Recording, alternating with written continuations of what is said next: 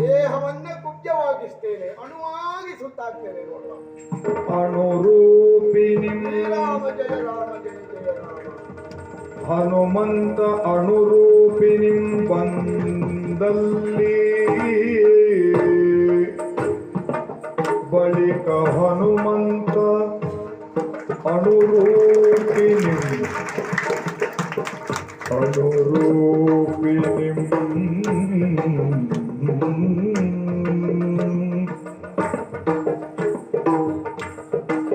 ಅಣುರೂಪಿಣಿಯು ಬಂದಲ್ಲಿ ಸುಳಿದಾಡಿ ಹುಡುಕುತ್ತಿರಲು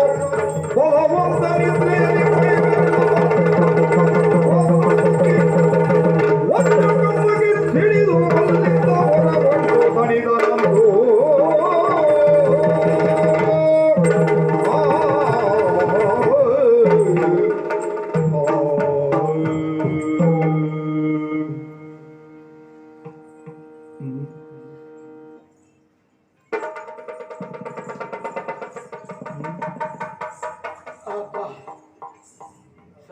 ಸಾಕಾಗಿ ಹೋಯ್ತು.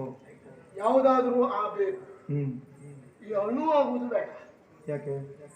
ಹಾಗೆ ಸುತ್ತುತ್ತಿರುವ ಸಂದರ್ಭ ಯಾವುದೋ ಒಂದು ಸುಂಟರ ಗಾಳಿ ನನ್ನನ್ನ ಆಗ ನನ್ನನ್ನ ಸೆಳೆದುಕೊಂಡಿತು. ಹೋಗುವಾಗ ಹೋದೆ, ಒಂದು ಗುಹಾ ಪ್ರದೇಶ, ಎರಡು ಗುಹೆ ಉಂಟು. ಒಂದಲ್ಲಿ ಹೋಗಿ ಅಲ್ಲಿ ಬಡಿದು ಅಲ್ಲಿಂದ ತಿರುಗಿ ಮತ್ತೆ ಹೊರಬಿಟ್ಟು ಈ ವಜ್ರ ಕಂಬಕ್ಕೆ ಬಡಿದಾಗಲೂ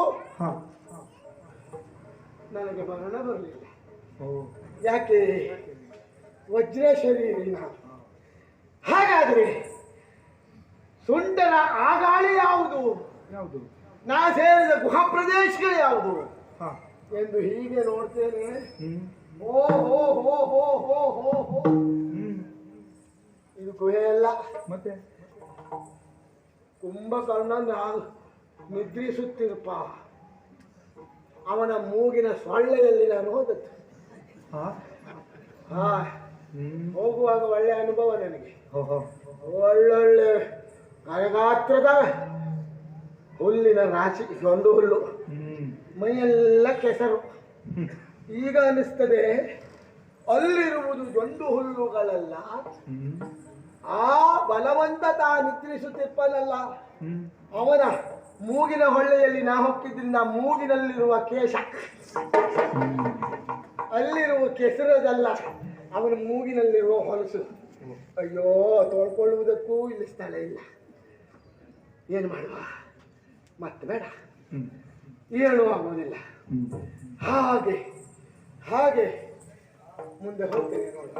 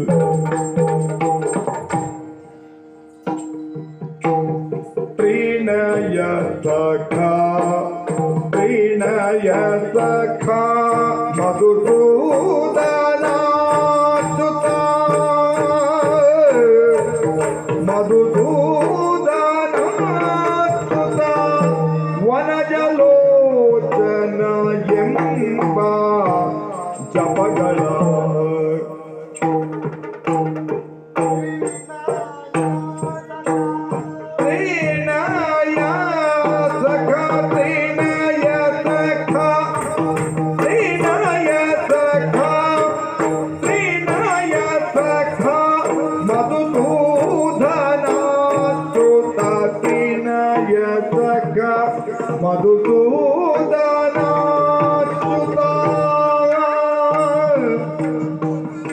ವನಜಲೋಚನ ವನಜಲೋಚನ ಎಂಬ ಜಪಗಳ ವನಜಲೋಚನ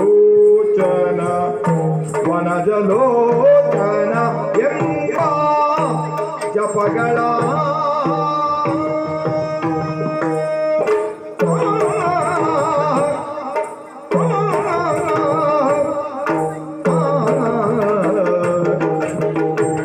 ಜಪಗಳ ಏಣಿಪ ಶರಣರ ಶ್ರೇಷ್ಠ ಶ್ರೇಷ್ಠ ಜಪಗಳ ಏಣಿಪ ಶರಣರ ಶ್ರೇಷ್ಠ ಜಪಗಳ ಏಣಿಪ ಶರಣರ ಶ್ರೇಷ್ಠ ಶ್ರೇಷ್ಠ ವಿಭೀಷಣನ ಕಂಡ ಜಪಗಳ ಏಣಿಪ ಜಪಗಳ ಏಣಿಪ ಶರಣರ ಶ್ರೇಷ್ಠ ವಿಭೀಷಣನ ಕಂಡ ವಿಭೀಷಣನ ವಿಭೀಷಣನ ಕಂಡ ಕಂಡ ಹೃದಯ ಸಗಮದ ಸೂದನಾಚ್ಯುತ ವನಜಲೋಚನ ಎಂಬ ಜಪಗಳ ಎಣಿಪ ಶರಣರ ಶ್ರೇಷ್ಠ ವಿಭೀಷಣನ ಕಂಡ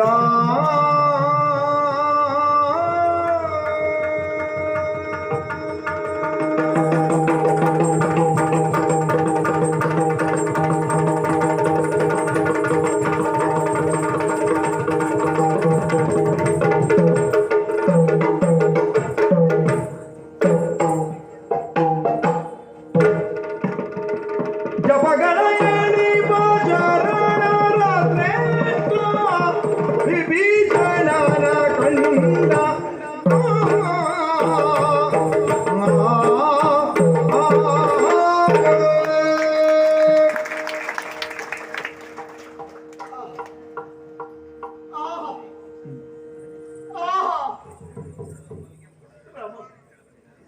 ರಾಮ ರೋಮಾಂಚನವಾಯಿತು ಪ್ರಭು. ಎಂದು ನಾವು ಹೊರಟೆವೋ ಅಲ್ಲಿಂದ ಇಲ್ಲಿಯವರೆಗೆ ಆಗಿರುವ ಆಯಾಸಗಳೆಲ್ಲ ಈ ಹರಿನಾಮ ಸಂಕೀರ್ತನೆಯಿಂದ ತೊಲಗಿದವು ರಾಮ. ಕೇಶವ, ಅಚ್ಯುತ, ಗೋವಿಂದ, ಮುಕುಂದ, ಮುರಮರ್ದನ ಎನ್ನುವಂತಹ ನುಡಿಗಳನ್ನು ನಾನು ಕೇಳ್ತೇನೆ ಅಂತಾದರೆ ನಾನು ಭಾಗ್ಯವಂತನಲ್ಲವೇ? ಇಂತಹ ದುಷ್ಟರೇ ತುಂಬಿರುವಂತಹ ಈ ಲಂಕೆಯಲ್ಲಿಯೂ ಹರಿನಾಮ ಸಂಕೀರ್ತನೆಯನ್ನು ಮಾಡುವವರಿದ್ದಾರೆಯೇ? ಅವರಿದ್ದರಿಂದಲೇ ಈ ನಾಡು ಸುಭಿಕ್ಷವಾಗಿದೆ ಎನ್ನುವ ಮಾತೊಂದು ದಿಟಬಹುದು. ಹಾಗಾದರೆ ಇವ ಯಾರು? ಇವನೇ ವಿಭೀಷಣ ದೇವ, ರಾವಣನ ಮೂರನೆಯ ತಮ್ಮ, ಹರಿಭಕ್ತ, ಪರಮ ಭಾಗವತೋತ್ತಮ. ಬಕಾರೋ ಭಗವದ್ಭಕ್ತ, ಗಕಾರೋ ಗರ್ವವರ್ಜಿತ, ವಕಾರೋ ವಾಕ್ಯಪಾಠಿ, ಜಟಕಾರೋ ತತ್ವ ನಿರ್ಣಯ. ಈ ಸಾರವನ್ನು ಬಲ್ಲವರಲ್ವೇ ಭಾಗವತೋತ್ತಮರು. ಅವನನ್ನು ಕಂಡ್ರೆ ಒಂದೆಡೆಯಲ್ಲಿ ಭಯ, ಒಂದೆಡೆಯಲ್ಲಿ ಭಕ್ತಿ. ಯಾಕೆ? ಇವನನ್ನು ಕಂಡಾಗ ನನಗನ್ನಿಸುವುದು ಗಾಕ ಸಂಗಾತದೊಳ್ಳಿಪ್ಪ ಕೋಗಿಲೆಯ ಮರಿಯಂತೆ, ನುಲುಗಿ ಕತ್ತಲೆಯೊಳಿಯ ಮರೀಚಿಲಾಂತರದಂತೆ, ಪರಮ ಕೋಪೋತಿಶಯದೊಳಿಪ್ಪ ವಿವೇಕದಂತೆ ವಿಭೀಷಣ ದೇವನಿರ್ತ. ಹಾಗಾದರೆ ಇಂಥ ಪರಮ ಭಾಗವತೋತ್ತಮನ ದರ್ಶನವೊಂದು ನನಗಾಗುತ್ತದೆ ಅಂತಾದರೆ ಇದು ನನ್ನ ಭಾಗ್ಯವೇ?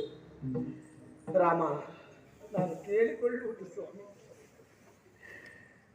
ನಿನ್ನ ಸಾಗರದಂತಹ ಕರುಣೆ ಯಾವತ್ತೂ ಎಂದಿಗೂ ಎಂದೆಂದಿಗೂ ಇವರನ್ನು ರಕ್ಷಿಸಲಿ.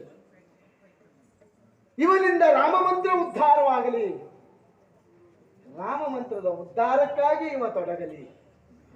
ಪ್ರತಿಯೊಬ್ಬರ ಬಾಯಲ್ಲಿಯೂ ರಾಮ ರಾಮ ಎಂಬ ಎರಡಕ್ಷರದ ಮಂತ್ರ ಉಚ್ಚರಿಸುವಂತಾಗಲಿ. ನಾನು ಈ ಹರಿಶರಣರನ್ನ ಮನಸ ಇಚ್ಛೆ ವಂದಿಸುತ್ತಾ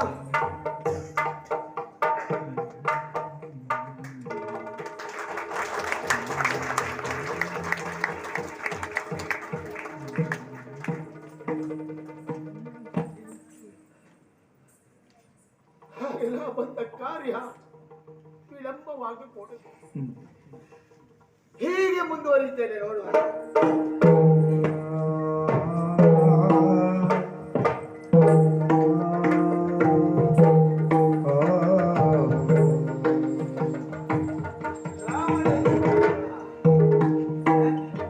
ಹೊರಗವನ್ನು ನೇತು ಹಾಕಲ್ಪಟ್ಟಿದೆ. ಹಾಗಾದ್ರೆ ಹಾಗೆ ಒಳ ಪ್ರವೇಶಿಸಿ ನೋಡ್ತೇನೆ.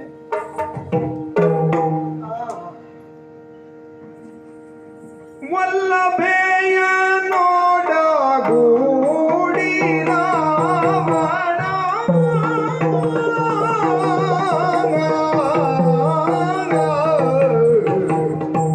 ವಲ್ಲಭೆಯ ಒಡಗೂಡಿ ರಾವಣ ಚೆಲ್ವ ಮಂಚದ ಮೇಲೆ ಮಲಗಿರೆ ರಾವಣ ಚೆಲ್ವ ಮಂಚದ ಮೇಲೆ ಮಲಗಿರೆ ಬಲ್ಲಿದನು ತಾ ಕಂಡು ಬಲ್ಲಿದನು ತಾ ಕಂಡು ಮನದಲ್ಲಿ ಅಳಲು ತಂದು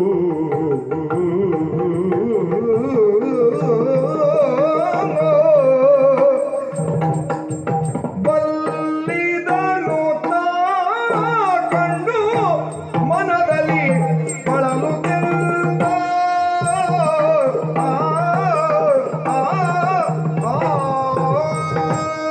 ಹಾಗೆ ಒಳ ಪ್ರವೇಶಿಸಿದ್ದೇನೆ. ಏನೊಂದು ವೈಭವ! ಹೊಗಳುವುದಕ್ಕೆ ನಾಲಿಗೆಗೆ ಬಲ ಸಾಕಾಗ್ತಾ ಇಲ್ಲ. ರತ್ನಗಂಬಳಿಗಳು ಹಾಸಲ್ಪಟ್ಟಿದೆ. ನವರತ್ನಗಳು ಆ ರತ್ನಗಂಬಳಿಯ ಮೇಲೆ ಚೆಲ್ಲಲ್ಪಟ್ಟಿದೆ. ವಜ್ರ ಕಂಬವು ಬೊಂಬಾಳ ದೀವಿಗೆಯಿಂದ ಹೊಳೆಯುತ್ತಲಿದೆ. ಕೋಟಿ ಸೂರ್ಯರ ಉದ್ಭವ ಆಗಿದೆಯೋ ಎನ್ನುವ ಭಾವ ನಮ್ಮಲ್ಲಿ ಮೂಡ್ತಾ ಇದೆ. ಆ ಬೆಳಕಿನಲ್ಲಿಯೇ ಹೀಗೆ ಕಂಡರೆ ಹಂಸತೂಲಿಕಾ ತಲ್ಪ, ಕನಕಮಯವಾಗಿರುವ ಹಂಸತೂಲಿಕಾ ತಲ್ಪದ ಮೇಲೆ 10 ತಲೆ 20 ತೋಳುಗಳಿಂದ ರಾರಾಜಿಸ್ತಾ ಮಲಗಿರುವಂತಹ ದಶಕಂಠನಿವನಹುದು ಅಂತ ಪ್ರತ್ಯೇಕವಾಗಿ ಹೇಳಬೇಕಾಗಿಲ್ಲ. ಹಾಗಾದ್ರೆ ದಶಕಂಠ ಮಲಗಿದ್ದಾನಲ್ಲ, ಅವನ ವಾಮಭಾಗವನ್ನು ಅಲಂಕರಿಸಿದವಳು ಯಾರು?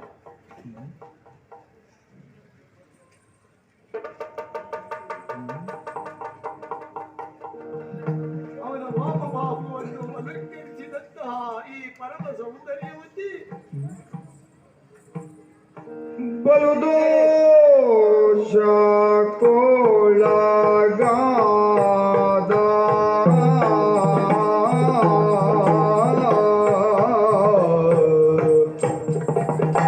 ಬಲುದೋಷ ಕೋಳಗಾದ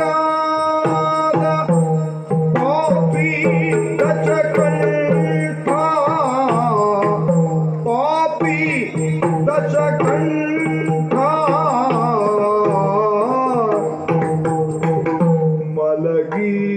ಮಲಗಿದಾಕೆಯು ಇವಳು ಒಯ್ದೇಗಿ ತಾನೇ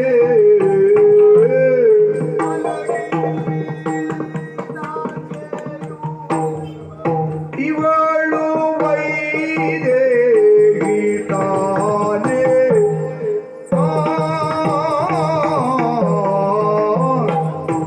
ಕಲೆಯಾಯ್ತು ರಾಘವಗೆ ಕಾಂತಿ ಇವಳಿಂದ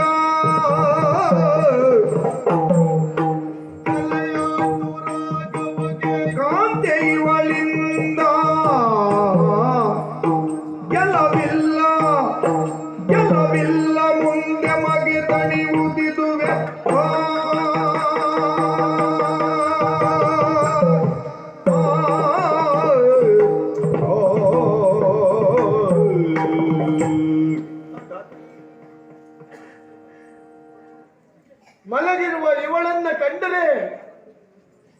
ಇವಳು ಜಾನಕಿಯಬಹುದೇ? ಜಾನಕಿ ಆಗಿರಬಹುದೇ? ರಾಮ ರಾಮ, ಏನಂತ ನೋಡಿದ್ರಪ್ಪ?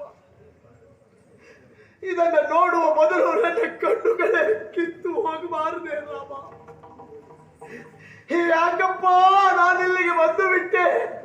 ಇಂತಹ ಸನ್ನಿವೇಶವನ್ನು ಕಾಣುವುದಕ್ಕೆ. ಒಂದು ವೇಳೆ ಇವಳೇ ಜಾನಕಿಯೇ ಹೌದು ಅಂತಾದ್ರೆ ಬಲು ದೋಷಕ್ಕೊಳಗಾಗಿ ಹೋದ ಪಾಪಿ ದಶಕಂಠ ಒಂದು ಕಾಲದಲ್ಲಿ ವೇದಕ್ಕೆ ಭಾಷ್ಯೆಯಿಂದ ಬರೆದ ಮಹಾಪಂಡಿತರಂತೆ ಇವನು ತಿಳಿಯದೇ ಇದ್ದದ್ದು ಪ್ರಪಂಚದಲ್ಲಿ ಏನುಂಟು ರಾಮ, ಏನುಂಟು. ಆದರೂ ಇಂಥ ಹೇಗೆ ಕೃತ್ಯವನ್ನು ಮಾಡಿದ್ದಾನೆಂದಾದ್ರೆ ಇಲ್ಲಿಂದ ಅವನ ಅವನತಿ ಪ್ರಾರಂಭವಾಗಿದೆ ಎನ್ನುವುದೇ ಅರ್ಥ ಅಲ್ಲವೇ? ಆದಷ್ಟು ಬೇಗ ಇವ ಸಾಯ್ತಾನೆ ಅಂತ ಪ್ರತ್ಯೇಕವಾಗಿ ಹೇಳಬೇಕಾಗಿಲ್ಲ. ಆದರೂ ನನಗೆ ಚಿಂತೆ ಮತ್ತೇನಲ್ಲ. ಸೀತಾದೇವಿ ಇವಳು ಹೌದಾದ್ರೆ ಅಮ್ಮ ಪರಮ ಪತಿವ್ರತೆಯರಲ್ಲಿ ಉಚ್ಚ ಸ್ಥಾನದಲ್ಲಿರುವವಳಲ್ವೇ ನೀನು? ಲೋಕದಲ್ಲಿರುವ ನಾರಿಯರೆಲ್ಲ ನಿನ್ನ ಹೆಸರು ಹೇಳಿ ನಿನ್ನ ಆಚಾರವನ್ನೇ ಬದಿಗೂಡಿಸಿಕೊಳ್ಳಬೇಕು ಎಂದು ಬಯಸುವವರಲ್ಲವೇ? ತಾಯಿ, ನೀ ಮಾಡಿರುವ ಈ ಕೃತ್ಯದಿಂದ ಕಲೆಯಾಯ್ತು ರಾಘವಗೆ. ಸೂರ್ಯವಂಶೀಯರಲ್ಲಿ ಯಾವ ಅರಸರ ಪತ್ನಿಯರು ಮಾಡದೇ ಇರುವಂತ ಹೇಯ ಕಾರ್ಯವನ್ನ ಮಾಡಿಬಿಟ್ಟೆ ತಾಯಿ. ನೀ ಮಾಡಿರುವ ಕೃತ್ಯದಿಂದ ರಾಮನ ಆ ಶ್ವೇತ ವರ್ಣಕ್ಕೆ ಚುಕ್ಕೆಯೊಂದು ಹುಟ್ಟಿಕೊಂಡಂತಾಯ್ತಲ್ವೇ ನಮ್ಮ ಅಮ್ಮ. ಅಮ್ಮ, ನೀ ಮಾಡಿದ್ದು ಸರಿಯೇ ತಾಯಿ. ಹೆಣ್ಣಾದ ಇವಳನ್ನ ಎಳೆತಂದು ಪಲ್ಲಂಗದ ಮೇಲೆ ಬಲಾಢ್ಯನಪ್ಪ ಪೋಡಿಸಿಕೊಳ್ತಾನಂತಾದ್ರೆ ಹೆಣ್ಣು ಏನ್ ಮಾಡಲು ಸಾಧ್ಯ? ಇಷ್ಟಕ್ಕೆಲ್ಲ ಕಾರಣ ಮೂಲ ರಾವಣ ಈ ದಾನವನನ್ನು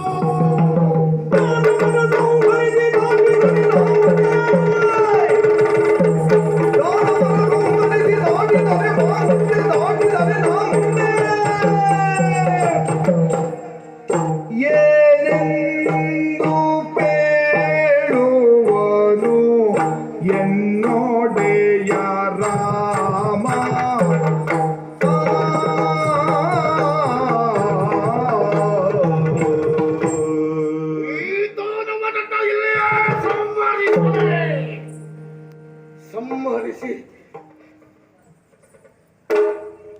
ನಾ ದಾಟಿದರೆ ಮುಂದೆ ಹೋದೆ ಅಂತಾದ್ರೆ ನನ್ನೊಡೆಯ ರಾಮನಿಗೆ ನಾನು ಏನು ಉತ್ತರ ಕೊಡ್ಲಿಕ್ಕೆ ಆಗ್ತದೆ? ಹನುಮಂತ, ಸೀತಾದೇವಿಯನ್ನ ಹುಡುಕಿ ಬಾ, ರಾವಣನನ್ನು ಕೊಂದು ಬಾ ಅಂತ ನಿನ್ನನ್ನು ಕಳುಹಿಸಲಿಲ್ಲ ಅಂತಾದ್ರೆ ನಾನೇನು ಮಾಡಲಿ? ರಾಮ, ನಾನೇನು ಮಾಡಲಿ? ರಾಮ, ನಾನೇನು ಮಾಡಲಿ? ಈ ದೃಶ್ಯವನ್ನು ಕಾಣುವ ಕಣ್ಣುಗಳೇ ಕಿತ್ತು ಹೋಗಬಾರ್ದು, ನಾಲಿಗೆ ಬಿದ್ದು ಹೋಗಬಾರ್ದು ನನ್ನದು. ನಾ ಏನು ಮಾಡಲಿ? ತರಗರಿಸಿ ಮನದೊಳಗೆ ತನ್ನೊಡನೆ ರಾಮ, ತರಗರಿಸಿ ಮನದೊಳಗೆ ತನ್ನೊಡನೆ ರಾಮ, ಕುರುಹುಗಳ ಬೇದುದನು ಕಂಡು ನಿಸ್ಸೀಮಾ, ಕುರುಹುಗಳನ್ನು ಬೇದುದನು ಕಂಡು ನಿಸ್ಸೀಮಾ,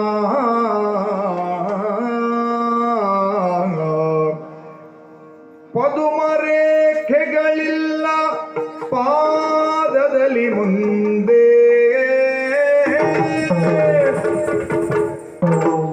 ಪದುಮರೇಖೆಗಳಿಲ್ಲ ಪಾದದಲ್ಲಿ ಮುಂದೆ,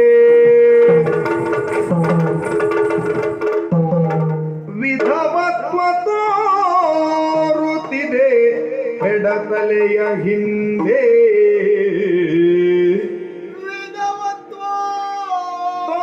ತೋರುತ್ತಿದೆ ಎಡತಲೆಯ ಹಿಂದೆ, ಮಚ್ಚಲಾಂಚನ ನೋಡೆ ಬಲ ತೊಡೆಯೊಳಿಲ್ಲ ಮಚ್ಚಲಾಂಚನ ನೋಡೆ ಬಲ ತೊಡೆಯೊಳಿಲ್ಲ ಅರ್ಜುನನ ಸತಿ ಇವಳು ಸರ್ವಥಾ ಅಲ್ಲ ಅಚ್ಯುತನ ಸತಿ ಇವಳು ಸರ್ವಥಾ ಅಲ್ಲ ಸರ್ವಥಾ ಅಲ್ಲ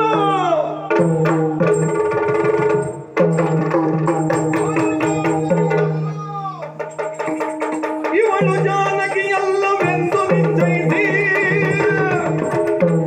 ಇವಳು ಜಾನಕಿ ಅಲ್ಲವೆಂದು ನಿಶ್ಚಯಿಸಿ ತವಕದಲ್ಲಿ ಹೊರಬಂದ ಭೂಪೇನರತಿ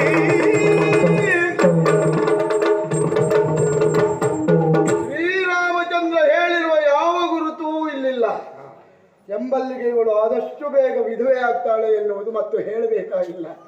ಹಾಗಾದರೆ ಜಾನಕಿ ಇವಳಲ್ಲ ಎನ್ನುವುದನ್ನು ನಿಶ್ಚಯಿಸಿ ಹೊರಟೆ. ಎಲ್ಲಿ ಹುಡುಕಿದ್ರು ಸಿಕ್ಕಲಿಲ್ಲ.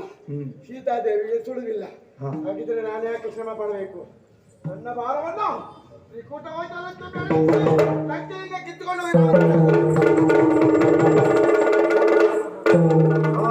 ಹನುಮ, ನಿನಗೆ ಬೇಕಾದಂತಹ ಸೀತೆ ಇಲ್ಲಿ ಇಲ್ಲ, ಅಶೋಕವನದಲ್ಲಿ ಇದ್ದಾಳೆ, ಅಲ್ಲಿಗೆ ಹೋಗಿ ನೀನು.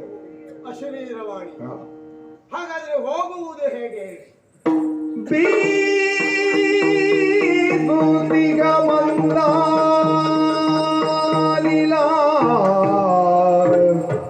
ಬೀಸುತಿಗ ಮಾರುತನ ವಾಸನೆಯ ತಾಳ್ದು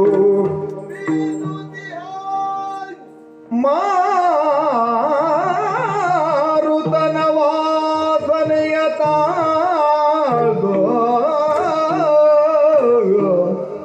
ಬೀಸುತಿಗ ಮಾರುತನ ವಾಸನೆಯ ತಾಳ್ದು